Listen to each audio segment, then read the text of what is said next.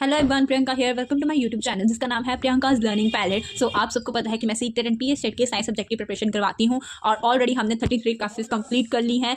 आज हम नया चैप्टर शुरू करने वाले हैं, चैप्टर 12। तो चलिए शुरू करते हैं आज की क्लास 34 चैप्टर 12 पार्ट 1। और अगर आपको पहली वाली क्लासेस में कोई भी डाउट है तो आप मुझे कमेंट करके पूछ सकते हैं। चैप्टर है चेंज ऑफ मैटर। इस चैप्टर में हम इंपॉर्टेंट पॉइंट्स करेंगे। तो सबसे पहला इंपॉर्टेंट पॉइंट कौन सा है? केमिकल रिएक्शन क्या होती है?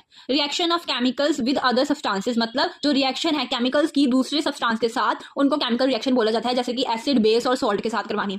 नेक्स्ट है कि rusting of iron in moisture, जंगाल लगना, या फिर converging of milk to curd, दूध से दही बनना, या फिर कटे हुए सेबल्स का ब्राउन होना थोड़ी देर बाद। ये सारी कॉमन एग्जांपल्स हैं केमिकल रिएक्शन में जो हम रोजाना जिंदगी में देखते हैं। कई केमिकल रिएक्शन जल्दी हो जाती हैं, कई स्लो होती है, कई मॉडरेट स्पीड में होती हैं। और समय के मुताबिक देखें तो कुछ केमिकल रिएक्शन माइक्रोसेकंड्स में होती है, कई तो साल ही लगा देती हैं। और नेक्स्ट है कि जो रस्टिंग ऑफ आयरन है, जंगाल लगना का स्लो प्रोसेस है। और एसिड और बेस में केमिकल रिएक्शन बहुत ही फास्ट है। अपनी नीड्स के अकॉर्डिंगली हम रेट ऑफ रिएक्शन को इंक्रीज कर सकते हैं और डिक्रीज कर सकते हैं। अगर हमने कुक्ड फूड, बने हुए खाने को, पके हुए खाने को बचाना है, उसको खराब होने से बचाना है, तो रेफ्रिजरेटर में रख सकते हैं।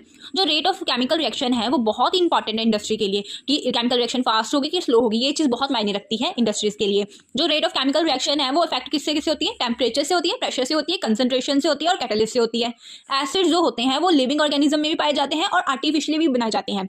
एसिड्स को हम क्लासिफाई कर सकते हैं इनऑर्गेनिक, ऑर्गेनिक एसिड, स्ट्रॉन्ग और वीक एसिड। एसिड सॉर होते हैं टेस्ट में और ब्लू लिटमस पेपर को रेड में चेंज कर देते हैं, टर्न कर देते हैं और न्यूट्रलाइज करते हैं अल्कलीज को। नेक्स्ट, बेसिस जो है न्यूट्रलाइज करते हैं एसिड और बनाते हैं सॉल्ट एंड वाटर। ऐसे रिएक्शन जिसमें जो है एसिड को न्यूट्रलाइज किया जाता है with the help of base, उनको कहा जाता है न्यूट्रलाइजेशन रिएक्शन। बेसिस जो वाटर में डिसॉल्व होते हैं उनको अल्कलीज बोला जाता है। और बेसिस को क्लासिफाई किया जाता है depending upon the ability to neutralise acid. वो दो प्रकार के हो सकते हैं, स्ट्रॉन्ग और वीक। ठीक है, कितने पॉइंट पे आके उनकी कितनी एबिलिटी है किसी भी एसिड को न्यूट्रलाइज करने की, ऐसे हम उनको क्लासिफाई कर सकते हैं।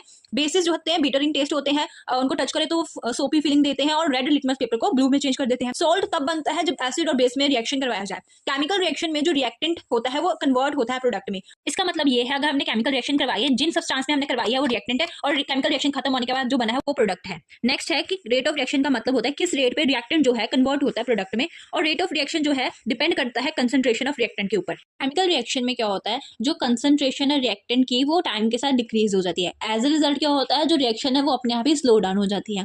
नेक्स्ट है कि unit of rate of reaction क्या है, मोल पर लीटर पर सेकेंड है। केमिकल रिएक्शन जिसमें हीट इवॉल्व होती है उसको एक्सोथर्मिक रिएक्शन कहा जाता है। जितनी भी कंबशन रिएक्शन है उनको एक्सोथर्मिक कहा जाता है। जिस केमिकल रिएक्शन में हीट अब्सॉर्ब होती है उनको एंडोथर्मिक रिएक्शन कहा जाता है।